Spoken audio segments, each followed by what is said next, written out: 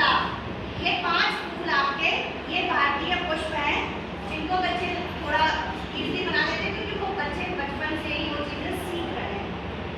अब क्या है आलेखन का निर्माण, वो कैसे करना है? उसके लिए हम बच्चों को ज्यामितीय आकृति का मेजरमेंट देते हैं, उनको एक सीमा में बांध देते हैं कि इतनी ही मेजरमेंट में आपको ज्यामितीय आकृति बनानी है। जैसे मान लीजिए वृत्त में कमल के फूल का आलेखन बनाइए, पुष्प पत्ती और कली सहित, और इसमें मछली की भी रचना कीजिए। तो हम मेजरमेंट देते हैं कि 8 सेंटीमीटर त्रिज्या वाले वृत्त में ये सारी चीजें आपको बैलेंस करके बनानी है, आलेखन बनाना है और किन्हीं 3 जल रंगों से इसको परिपूर्ण करना है। तो आलेखन बनाए 2 मिनट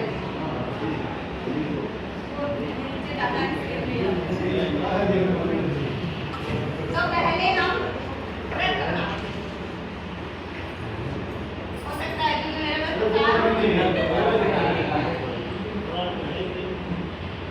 ये वृत्त का निर्माण हो गया और ये उसका चिन्ह हो गया। तो हम इसको बहुत हल्की लाइनों से 4 भागों में डिवाइड कर लेते हैं। अगर आपका आलेखन आपको बैलेंस बनाना है तो ये कुछ ट्रिक्स है वो आपको बच्चों को बतानी पड़ेगी। ये इसलिए हमने करा है ताकि आपकी सारी चीजें बैलेंस रहे और जगह पे दिखे, पता चले कमल का फूल हम बीच में बनाना चाहते हैं तो वो इधर फिसल गया, अगर हमें उसका ये लाइनें वगैरह नहीं करेंगे।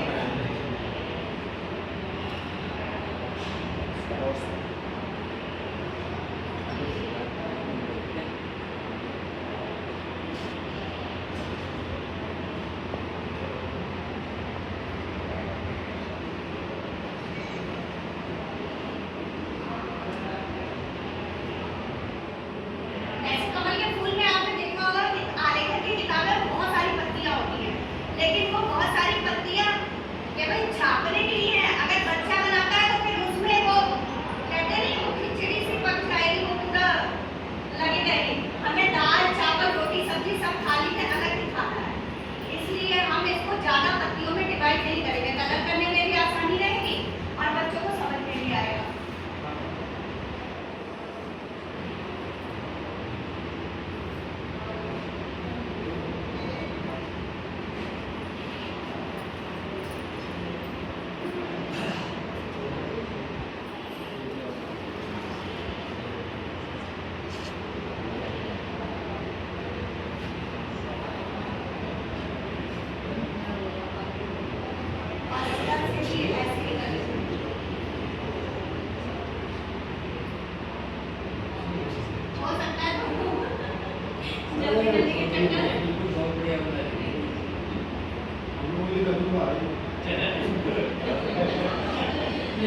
उधर वाली तो भले मछली थोड़ी पर जाए, इधर वाली तो भले नहीं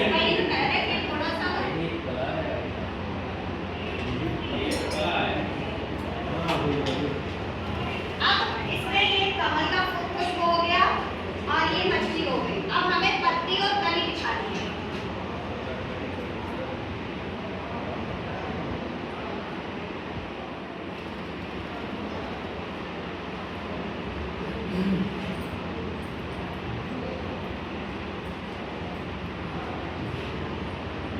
लाइनों को प्लीज बैलेंस कर लीजिएगा।